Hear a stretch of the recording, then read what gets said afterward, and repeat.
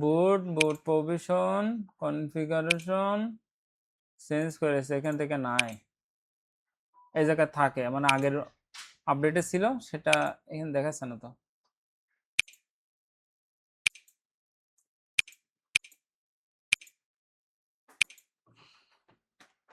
এই সফটওয়্যারটা আপডেট চাইলে কি সফটওয়্যারের ভিতরে আপডেট যখন আমি লগ ইন করবো তখনই দেখাবে না? হ্যাঁ,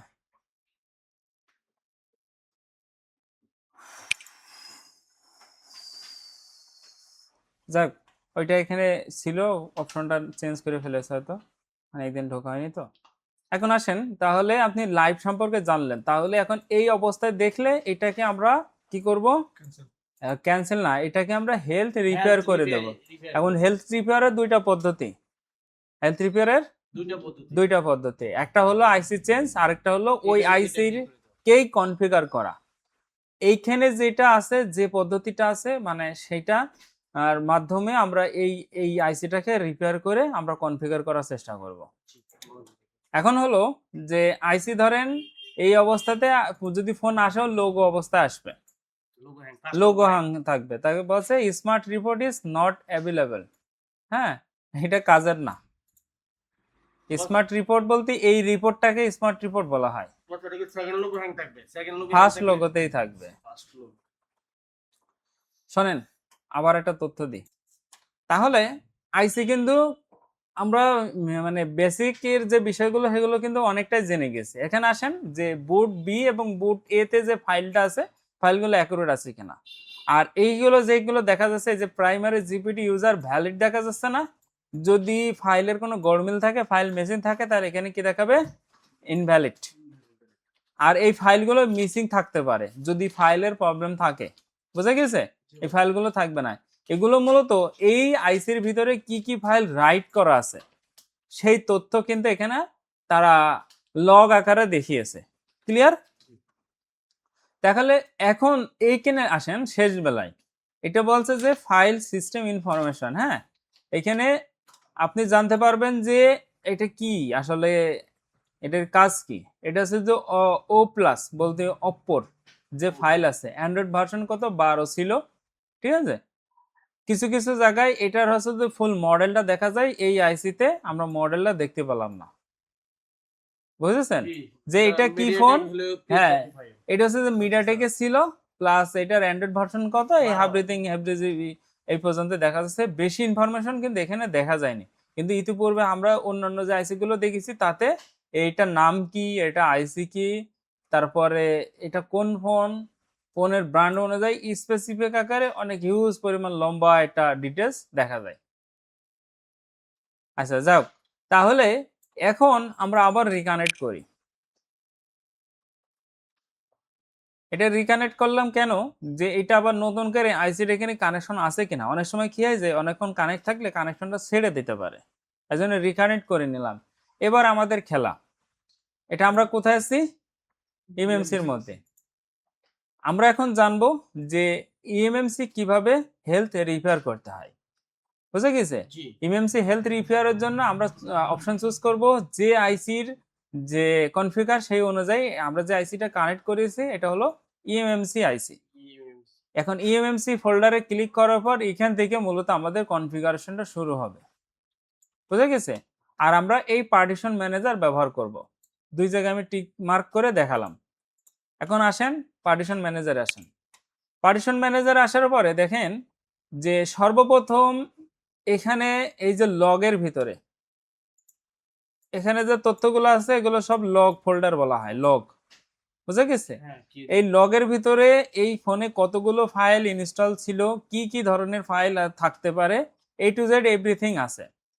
এখন এখানে একটা মজার তথ্য হচ্ছে, মানে মোস্ট ইম্পর্টেন্ট তথ্য হচ্ছে যে এই যে হলুদ চিহ্ন আকারে যে লাইনগুলো আছে এগুলোকে সিকিউরিটি ফাইল বলা হয়। এটা বুঝবে কি করে? দেখেন যে এটার সাথে সাবি চিহ্ন আছে, আর দেখেন এটার সাথে কোনো সাবি চিহ্ন নাই। যেইগুলো সাবি চিহ্ন আছে এগুলো আছে সিকিউরিটি ফাইল। তাহলে এই ফোনটা যখন আমরা কনফিগার করতে যাব বা এই আইসিটা যখন কনফিগার করতে যাব আমাদেরকে অবশ্যই এই সিকিউরিটি ফাইলগুলো ব্যাকআপ নিতে হবে। এখন ব্যাকআপ নেওয়ার জন্য সহজ পদ্ধতি হলো যে এখানে একটা করে টিক দেওয়া, মার্ক করে নিব আমরা। মার্ক করা। এখন আপনি ধরেন মার্ক করতে গিয়ে কোনো একটা মিস করে ফেলেছেন, তাহলে আপনার কি হতে পারে? সমস্যা হতে পারে। ওই ফোনটা নেটওয়ার্ক আনার জন্য একটু বিড়ম্বনা পড়তে হতে পারে, বিভিন্ন ধরনের টুলস আবার অ্যাক্টিভেশন করতে হবে। ব্যাস, এটার জন্য কোম্পানি সহজ একটা পদ্ধতি দিছে, দেখেন এখানে হ্যাঁ হ্যাঁ, ব্যাকআপ এই যে ব্যাকআপ বলে যে চাবি আকার আছে। সব চাবি মার্ক হ্যাঁ, করে নেবে। তাহলে এখন আমরা এখানে কি করতে পারি? কি করব? এই জায়গায় চাপ দিলাম, এটা কোথায় কপি করব? ডেস্কটপে। ডেস্কটপে একটা ফোল্ডার তৈরি করব, new folder, S16। Backup folder লিখে নাও। হ্যাঁ,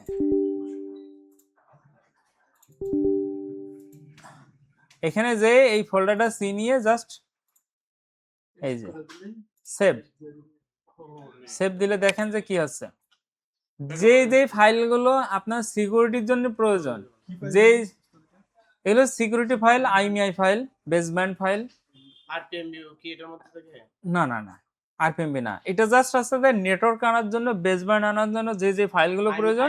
আইমিউ থাকে এটার মধ্যে। হ্যাঁ হ্যাঁ, সিকিউরিটি, এক কথায় সিকিউরিটি ফাইল। সিকিউরিটি ফাইলগুলো টোটাল ব্যাকআপ হয়ে যাচ্ছে। দেখেন যে যেগুলো ফাইল ব্যাকআপ হওয়া প্রয়োজন সেইগুলোই কিন্তু হবে। খুবই দ্রুত হচ্ছে। হ্যাঁ, খুবই দ্রুত, আরো দ্রুত হবে যদি আমরা এখানে আছে যে এই যে এখানে যেটা আছে না, স্পিডটা বাড়িয়ে দিই।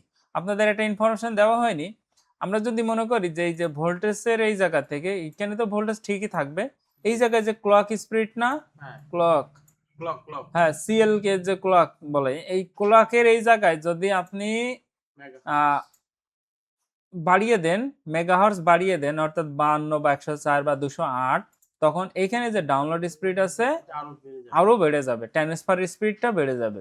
এখন যদি আইসি দুর্বল হয়ে থাকে তাহলে আপনি কিন্তু এখানে ফাস্ট স্পিড দিলে এটা কপি হবে না, কপি হবে না, কারণ তার ধারণ ক্ষমতা নাই। ধারণ ক্ষমতা নেই। তাহলে আমরা বুঝলাম কি, কপি করার জন্য আমরা সিকিউরিটি ফাইল ব্যাকআপের জন্য অটোমেটিক যে ব্যাকআপ অপশন আছে আমরা এটা সিলেক্ট করলাম। তাহলে ক্লিয়ার? ক্লিয়ার। এখন এখানে যদি স্পিড বাড়াতে হয় তাহলে আমরা কি করব, যে এখান থেকে ক্লক স্পিডটা বাড়িয়ে নেব।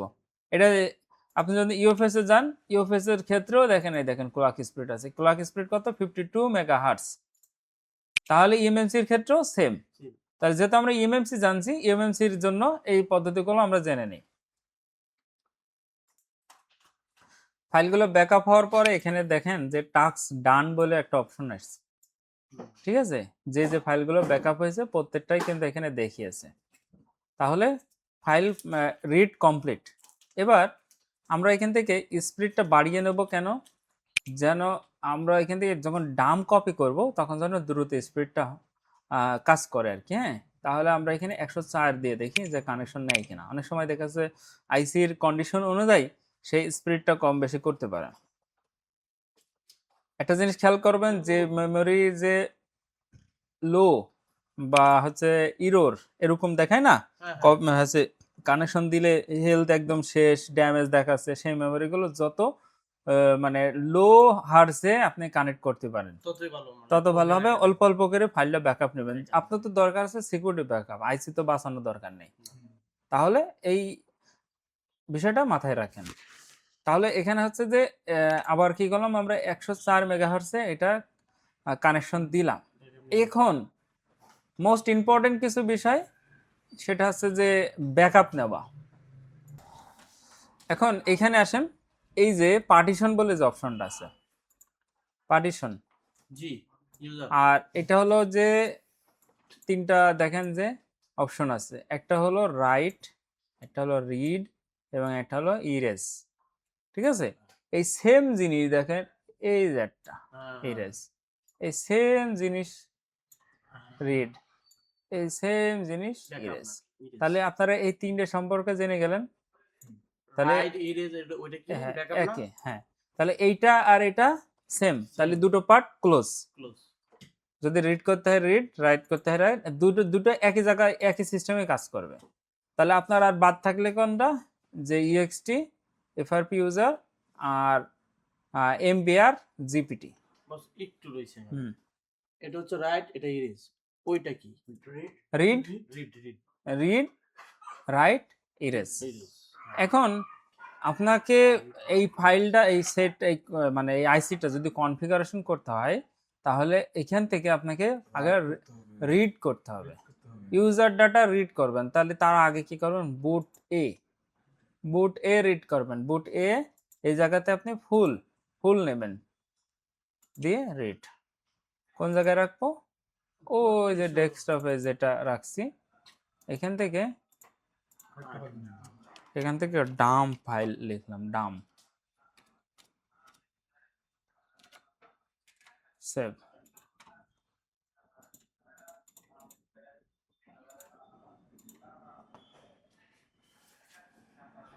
এই যে সরি আমি তো রাইটে ক্লিক করছিলাম, বুট এ, রিড করতে হবে। হ্যাঁ এখান থেকে ফুল, এখান থেকে রিড, তাহলে এই কাজটা কি ওইখান থেকেও করা যাবে? হ্যাঁ ওখান থেকে করা যাবে। একটা এখান থেকে করে একটা কোন দেখাই, হুম এই যে কি হলো দেখেন কত দ্রুত কি যাচ্ছে। রিড করতেছি আমরা এখন? এখন ডাম রিড করছি, ডাম ফাইল বলা না ফুল ফাইল, এটা রিড হয়ে গেলে এখানে ইনফরমেশন দেখাবে রিড। এবার যাবো হচ্ছে বুট বি তে, বুট বি তো সেম এই জায়গাতে রিড দিলাম, এই যে একই জায়গায় রেখে দেবো।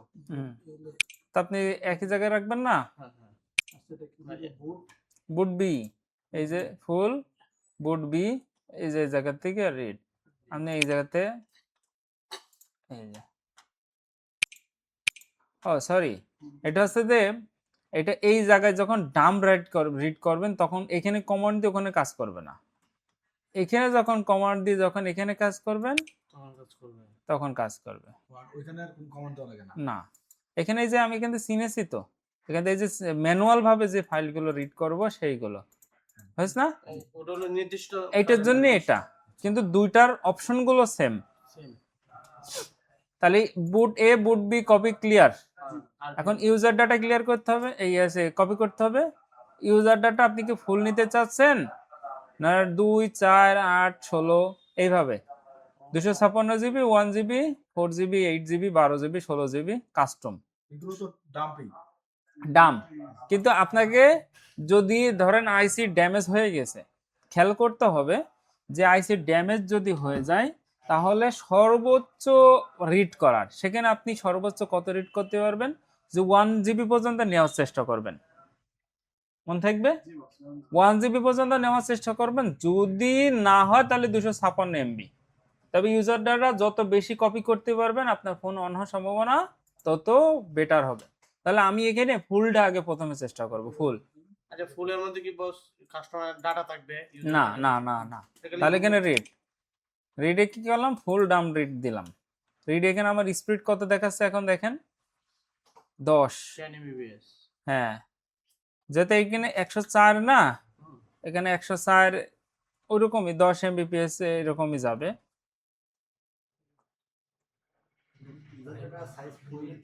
হ্যাঁ ইউজার ডাটা ফুল সাইজ নিচ্ছে। হ্যাঁ আচ্ছা আমরা এটা ক্লোজ করি, ইয়েস, আবার আবার রিড করলাম, মানে ইনফরমেশন নতুন করে রিকানেক্ট করার চেষ্টা করলাম।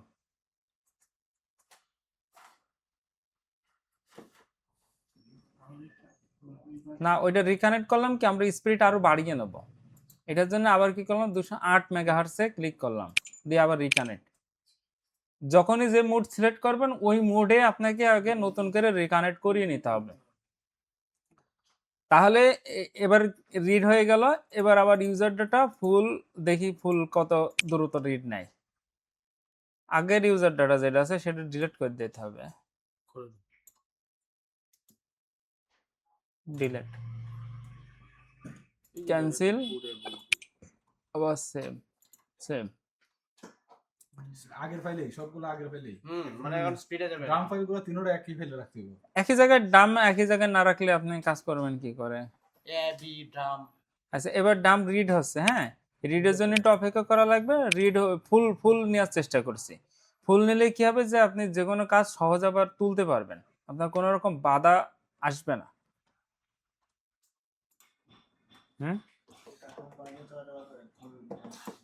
না না না, আচ্ছা ডাম আমাদের এত প্রয়োজন নেই, যেহেতু অনেক লেট হবে মনে হচ্ছে, হ্যাঁ মেলা সময় লেগে যাবে, আমরা অল্প নেব। তাহলে এটা আবার ক্লোজ করে দেই। মানে ডাম আপনি বেশি নিতে পারেন যদি স্পিড র্যামের স্পিড ভালো থাকে। ঠিক আছে?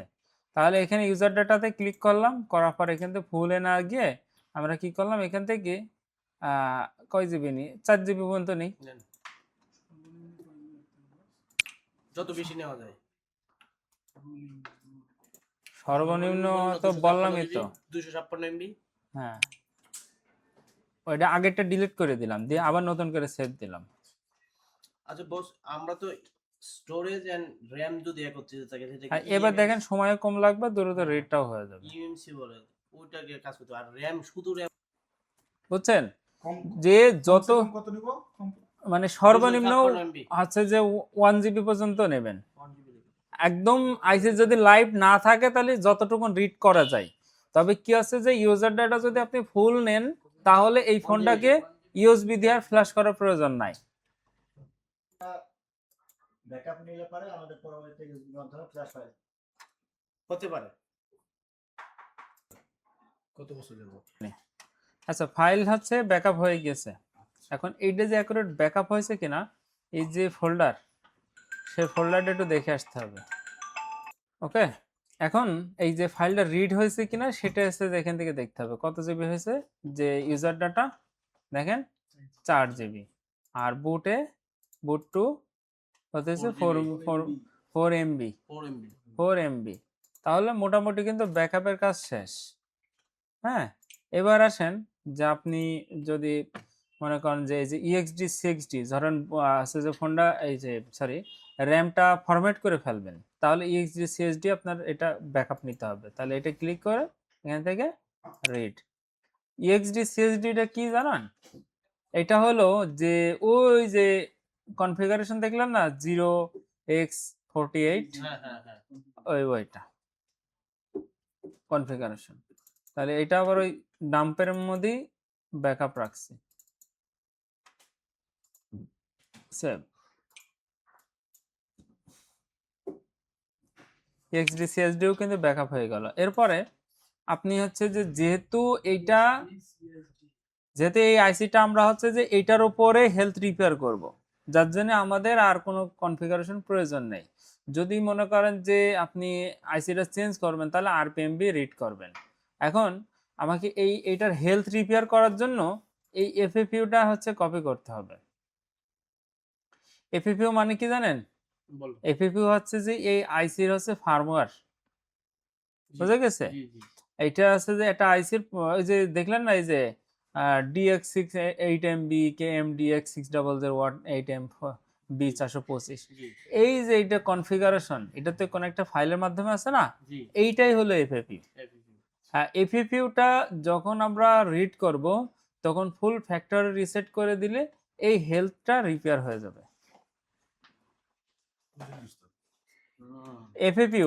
এফএফইউ ফাইলটা যখন আমরা রিড করব তার আগে যদি এখানে আমরা ক্লিক করি, এখানে ফুল ফ্যাক্টরি রিসেট, হ্যাঁ, আর এটা যদি স্কিপ করে দিই তাহলে হচ্ছে যে ফার্মার ইরেজ হবে না, তবে আমাদের তো ডাম্প রয়েছে, আমরা এখান থেকে ইরেজ করে দিতে পারবো। এই হচ্ছে বিষয়। তাহলে আমাদের হচ্ছে রিড এর বিষয়টা কি, ইউজার ডাটা ছিল বুট এ, বুট বি, EXD CSD আর এফএফইউ রিড করছি।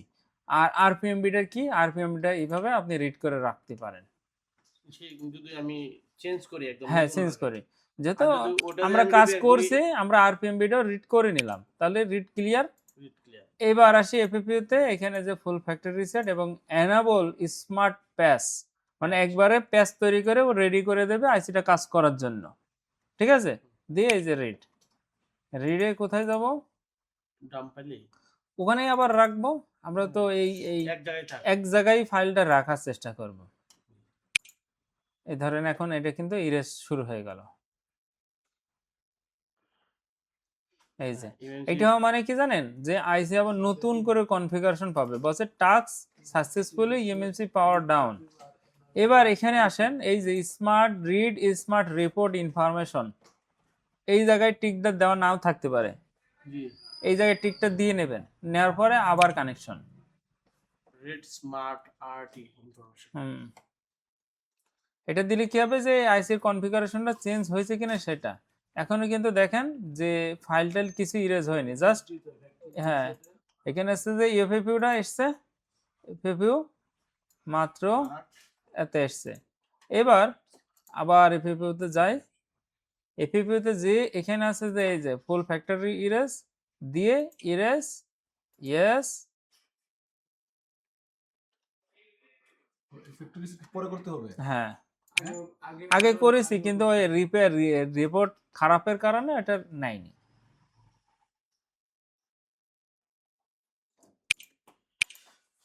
এই যে আবার কানেকশন।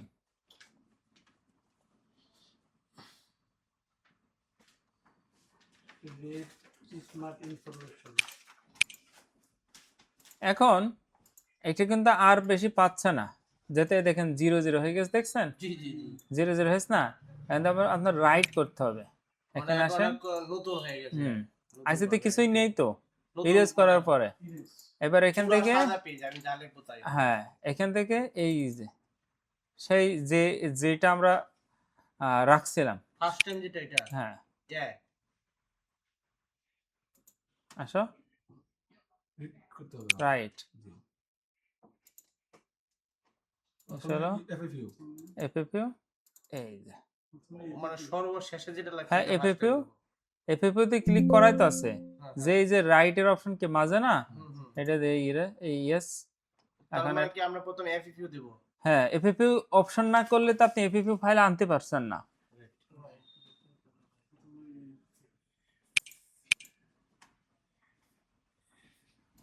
আচ্ছা যখন এফএফইউ রাইট হচ্ছে তখন কিন্তু অনেক লেট হচ্ছে, খেয়াল করছেন? হ্যাঁ, এখানে যেই যাচ্ছে মানে এই আইসিটাকে টোটাল কনফিগার করছে, এই জন্য কিন্তু অপেক্ষা করা লাগবে।